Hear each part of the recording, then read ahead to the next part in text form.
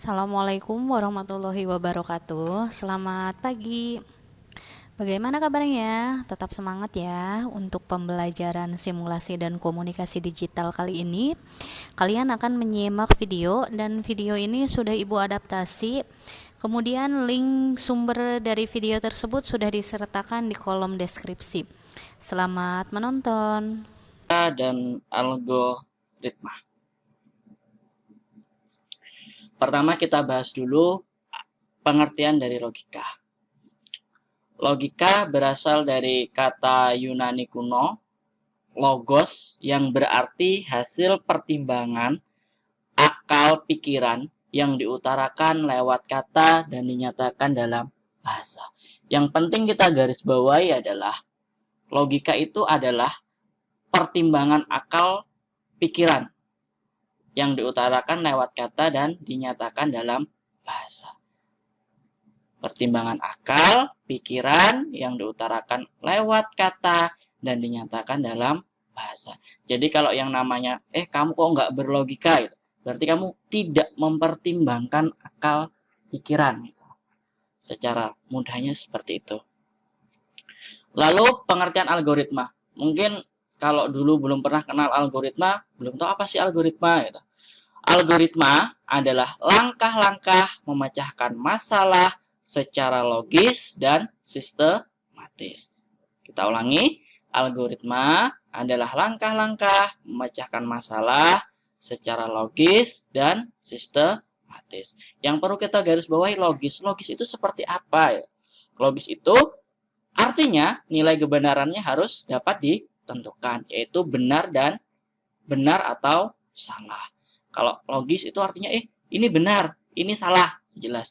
Tidak ada yang mengambang untuk pengertian logis. Lalu artinya sistematis. Sistematis itu bagaimana? Secara sederhananya, sistematis itu berurutan. Urutannya tidak boleh terbalik-balik, itu yang namanya sistematis. Jadi, kita ulangi, algoritma adalah langkah-langkah memecahkan masalah secara logis, yang artinya masalah itu harus diketahui kebenarannya atau salahnya.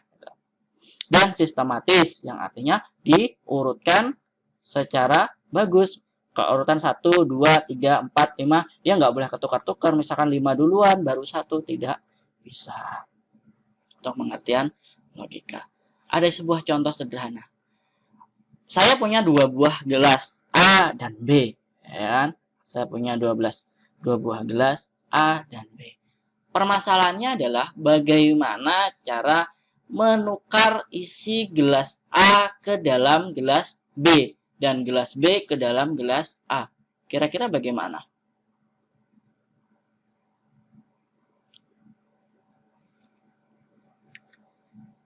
Langkahnya adalah pertama-tama kita siapkan dulu gelas C, ya kan?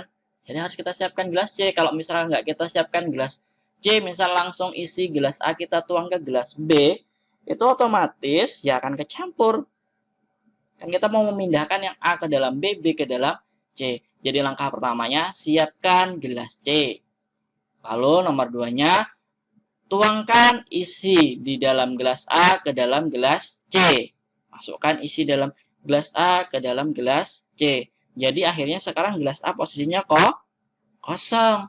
Lalu tuangkan isi di dalam gelas B ke dalam gelas A. Kan yang A sudah kosong, kemudian masukkan lagi B, isi di dalam gelas B ke dalam gelas A. Lalu sekarang otomatis posisi B kosong. Dan gelas yang isi yang semula di gelas A tadi ada di gelas C. Jadi kita tuangkan isi di dalam gelas C ke dalam gelas B. Nah, kalian bisa lihat hasil terakhirnya ada di nomor 5. Begitulah contoh dari algoritma. Dia menyelesaikan masalah. Masalahnya tadi apa?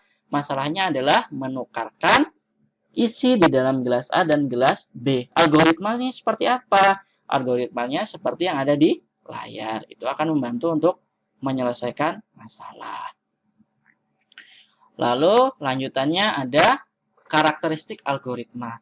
Jadi algoritma itu tidak semua langkah bisa kita sebut dengan algoritma ya. Ada ciri-ciri khusus dari sebuah algoritma. Yang nomor 1, algoritma harus berhenti setelah mengerjakan sejumlah langkah terbatas.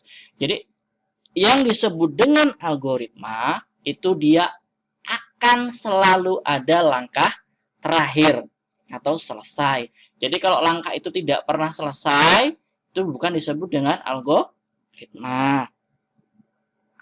Terus nomor 2, setiap langkah harus didefinisikan dengan tepat dan tidak berarti dua atau ambigu. Jadi kalau kita menulis sebuah algoritma, itu kita tulis dengan jelas supaya kalau orang membaca algoritma kita dapat melaksanakannya dengan benar, tidak ditulis dengan penuh hal-hal yang ambigu atau tidak jelas.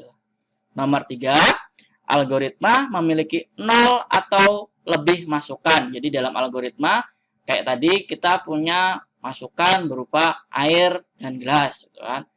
Airnya boleh lebih dari 1 gelas.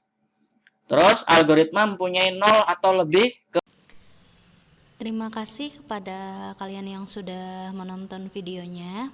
Jangan lupa untuk merangkumnya dan dikirim ke Google Classroom.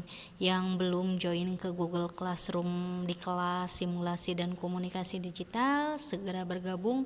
Tolong tanyakan kode sama temannya untuk bergabung di komunitas Google Classroom. Kemudian tugas-tugas tidak usah dikirim melalui WA, cukup kalian kirim melalui Google Classroom saja. Terima kasih. Wassalamualaikum warahmatullahi wabarakatuh.